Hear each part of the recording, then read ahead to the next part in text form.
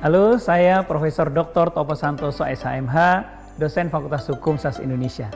Hari ini saya ingin membahas 3 persoalan utama terkait hukum dan ODA. Pertama adalah mengapa perlu perlindungan hukum terhadap ODA. Kedua, kita akan bahas tentang apa saja persoalan hukum menyangkut ODA. Dan yang ketiga adalah bagaimana hukum serta konstitusi bisa melindungi ODA. Pertama, kita ingin membahas tentang pertanyaan apakah orang dengan HIV/AIDS perlu mendapat perlindungan hukum. Yang perlu kita ketahui adalah bahwa orang dengan HIV/AIDS atau ODA itu membawa beban psikologis, beban moralitas, stigma yang berdampak pada perlakuan diskriminatif terhadap mereka, berdampak pada sulitnya mereka mendapat pekerjaan, fasilitas kesehatan, pekerjaan, dan lain sebagainya. Kita bisa melihat juga bahwa reaksi individu dan pemerintah terhadap orang dengan HIV/AIDS seringkali membawa kesulitan bagi mereka. Hal ini berdampak pada berbagai persoalan diskriminasi dan lain sebagainya. Sebagai contoh, orang yang hidup dengan HIV kadang-kadang ditolak aksesnya ke sekolah atau ditolak bekerja karena ketakutan yang tidak rasional terhadap HIV. Seperti setiap warga negara lainnya, ODA seharusnya mendapat perlindungan hukum mulai dari konstitusi, undang-undang, dan peraturan di bawahnya. Perlindungan itu antara lain perlindungan dari diskriminasi atas mereka, misalnya dalam konteks memperoleh pekerjaan, pelayanan kesehatan, dan pendidikan. Mengingat pentingnya perlindungan hukum atas ODA ini, maka beberapa dokumen internasional serta kerangka hukum nasional memberi jaminan itu. Pertanyaan yang ingin kita jawab berikutnya adalah apa saja diskriminasi yang dialami oleh orang dengan HIV atau AIDS? Diskriminasi adalah bidang hukum yang paling lekat dengan HIV dan juga hak asasi manusia. Orang-orang yang hidup dengan HIV atau yang dianggap hidup dengan HIV atau bahkan orang-orang yang dekat dengan mereka yang hidup dengan HIV itu sejak awal epidemi telah mengalami berbagai diskriminasi, pelecehan, pengabaian, gosip, dan juga penolakan dari berbagai aspek seperti kesehatan, pendidikan, pekerjaan, dan lain sebagainya. Mereka telah dikeluarkan dari perumahan, pekerjaan, layanan perawatan kesehatan, imigrasi, serta pendidikan.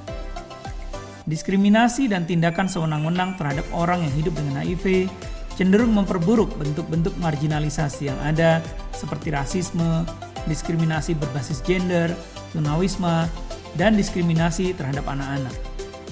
Ini memperdalam kerentanan kelompok marginal yang sudah meningkat terhadap infeksi HIV dan menghambat kemampuan mereka untuk menangani dampak infeksi mereka sendiri dan atau infeksi dalam keluarga atau rekan mereka. Lalu persoalan hukum apa saja yang berkaitan dengan ODA? Persoalan-persoalan itu antara lain diskriminasi berdasarkan status HIV, orientasi seksual, serta gender, akses atas layanan perawatan, serta perawatan dan dukungan, pelanggaran privasi, kekerasan terhadap orang yang hidup dengan HIV, hukum pidana yang berkaitan dengan penularan HIV, akses tahanan untuk mendapatkan perawatan dan pencegahan, masalah ketenaga kerjaan, masalah pendidikan, persetujuan berdasarkan informasi untuk pengujian, pengobatan atau studi penelitian, serta paten obat dan hak atas obat yang terjangkau, dan lain sebagainya. Perlu menjadi catatan bahwa tidak semua masalah hukum tersebut ada di Indonesia.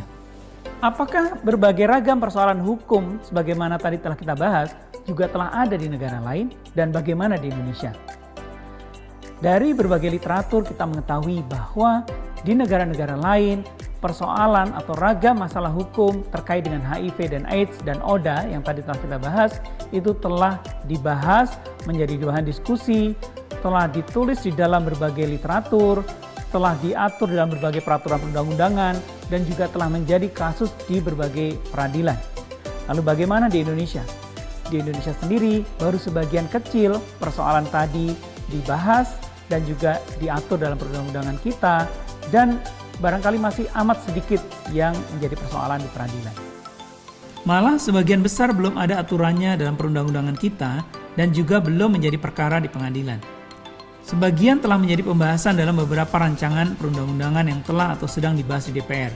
misalnya RUU tentang perlindungan atas kekerasan seksual atau dalam RUU Kitab Undang-Undang Hukum Pidana. Masalah penting berikutnya yang kita bahas adalah bagaimana peranan paralegal terkait dengan ODA ini.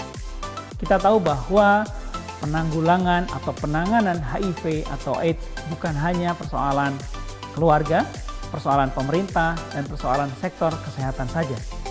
Namun juga ada peranan dari bidang hukum termasuk paralegal untuk mendampingi, memberi konsultasi bagi mereka yang berstatus ODA.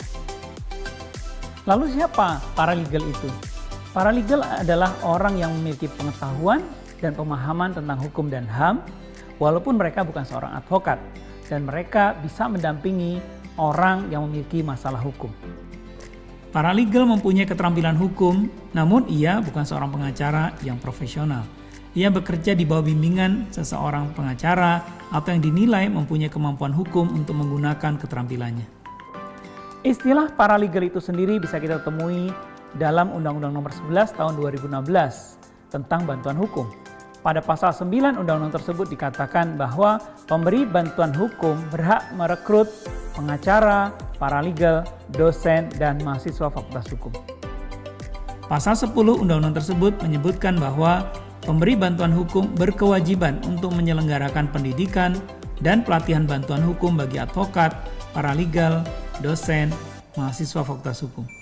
Pertanyaan menarik berikutnya yang akan kita diskusikan adalah apakah peradilan dapat difungsikan untuk melindungi hak-hak ODA?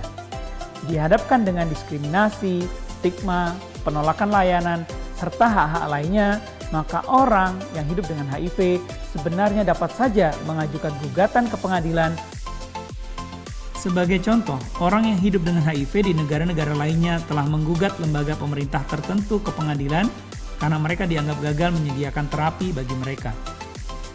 Lembaga peradilan dapat membantu menciptakan jenis lingkungan hukum dan sosial yang diperlukan untuk menanggapi epidemi HIV, memberikan akses ke keadilan bagi mereka yang terkena dampak, dan mendukung komitmen nasional untuk mendapatkan akses universal ke pencegahan, pengobatan, perawatan, dan dukungan HIV. Ketika dugaan diskriminasi terkait HIV diajukan ke pengadilan, hakim memiliki kesempatan untuk memberikan ganti rugi kepada korban. Hakim seharusnya dapat mengoreksi informasi yang tidak akurat tentang penularan HIV, melepaskan stigma, dan membuka jalan bagi orang yang hidup dengan HIV untuk memiliki akses yang sama. Pengadilan dapat mengurangi hambatan untuk pencegahan, pengujian, dan pengobatan HIV. Pengadilan dapat membantu memutus siklus marginalisasi terkait dengan HIV dan dapat membantu mencegah pelanggaran hak asasi di masa depan. Selanjutnya, apakah UUD 1945 dapat memberikan jaminan perlindungan atas ODA? Jaminan perlindungan hukum atas ODA ini terutama atas sikap diskriminatif yang mereka terima. Undang-Undang Dasar 1945 tidak secara khusus memberikan jaminan perlindungan tersebut. Namun di bab 10A tentang hak asasi manusia, hal itu dapat menjadi payung hukum bagi jaminan atas sikap diskriminatif terhadap ODA. Pasal 28A menyatakan setiap orang berhak untuk hidup serta berhak mempertahankan hidup dan kehidupannya. Dengan pasal ini jelas bahwa setiap orang di negara ini berhak untuk hidup serta mempertahankannya. Dengan adanya hak ini, maka tentu negara memiliki kewajiban untuk melindungi hak ini. Hal ini juga berlaku untuk ODA. Pasal 28I ayat 2 UUD 1945 menyatakan setiap orang bebas dari perlakuan yang bersifat diskriminatif atas dasar apapun dan berhak mendapatkan perlindungan terhadap perlakuan yang bersifat diskriminatif itu. Pasal ini juga merupakan ketentuan yang sangat relevan untuk perlindungan ODA yang rentan mendapat perlakuan yang bersifat diskriminatif seperti telah dibahas. Negara wajib melindungi ODA dari tindakan yang diskriminatif tersebut. Apakah secara spesifik UUD 1945 memberikan jaminan atas kesehatan, pendidikan, dan kesejahteraan bagi ODA? Seperti halnya hak-hak yang lain, maka tidak secara spesifik UUD 1945 memberikan jaminan tersebut bagi ODA. Namun pasal 28D dan 28C Undang-Undang Dasar 1945 dapat digunakan untuk memberikan jaminan tersebut. Jelasnya, pasal 28C ayat 1 UUD 1945 menyatakan setiap orang berhak mengembangkan diri melalui pemenuhan kebutuhan dasarnya, berhak mendapat pendidikan dan memperoleh manfaat dari ilmu pengetahuan dan teknologi, seni dan budaya, demi meningkatkan kualitas hidupnya dan demi kesejahteraan umat manusia. Pasal ini, seperti halnya pasal-pasal lain, berlaku untuk setiap orang, termasuk ODA di dalamnya. Pasal 28D ayat 2 menyatakan setiap orang berhak untuk bekerja serta mendapat imbalan dan perlakuan yang adil dan layak dalam hubungan kerja. Apakah UUD 1945 memberikan jaminan hukum serta rasa aman bagi ODA? Jika kita pelajari dengan seksama, maka pasal-pasal di dalam bab tentang hak asasi manusia seperti pasal 28D dan pasal yang lainnya jelas memberikan jaminan atas rasa aman bagi ODA. Pasal 28D ayat 1 menyatakan setiap orang berhak atas pengakuan, jaminan, perlindungan, dan kepastian hukum yang adil serta perlakuan yang sama di hadapan hukum. Pasal ini khusus berkaitan dengan HAM di bidang hukum, di mana setiap orang, termasuk ODA di dalamnya, berhak atas pengakuan, jaminan, perlindungan, dan kepastian hukum yang adil, serta perlindungan yang sama di hadapan hukum yang harus dilindungi oleh negara. Pasal 28G ayat 1 menyatakan setiap orang berhak atas perlindungan diri pribadi, keluarga, kehormatan, martabat, dan harta benda yang di bawah kekuasaannya, serta berhak atas rasa aman dan perlindungan dari ancaman ketakutan untuk berbuat atau tidak berbuat sesuatu yang merupakan hak asasi. Pasal ini, seperti halnya pasal-pasal lainnya juga berlaku untuk setiap orang, termasuk ODA, yang perlu mendapat jaminan perlindungan diri, pribadi keluarga, kehormatan, martabat, dan harta benda yang di bawah kekuasaannya, serta berhak atas rasa aman dan perlindungan dari ancaman ketakutan untuk berbuat atau tidak berbuat sesuatu yang merupakan hak asasi.